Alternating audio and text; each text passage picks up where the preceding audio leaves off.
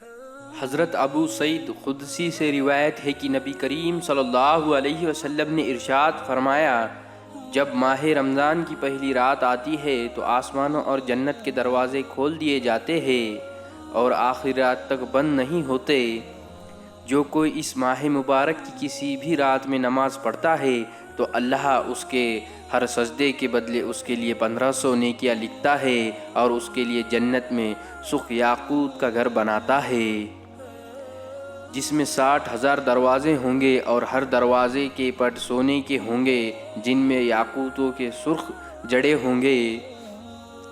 بس جو کوئی ماہ رمضان کا پہلا روزہ رکھتا ہے تو اللہ مہینے کے آخری دن تک کے اس کے گناہ معاف فرما دیتا ہے اور اس کے لیے صبح سے شام تک 70,000 فرشتے دعائیں مغفرت کرتے رہتے ہیں۔ رات اور دن جب بھی وہ سجدہ کرتا ہے اس کے ہر سجدے کے بدلے اسے جنت میں ایک ایک ایسا درخت عطا کیا جاتا ہے کہ اس کے سائے میں گھڑ سوار 500 برس تک چلتا رہے۔ حضرت جابر ابن عبداللہ سے روایت ہے کہ نبی کریم صلی اللہ علیہ وسلم نے فرمایا، میری امت کو ماہ رمضان میں 5 چیزیں ایسی عطا کی گئی ہے جو مجھ سے پہلے کسی نبی کو نہ ملی۔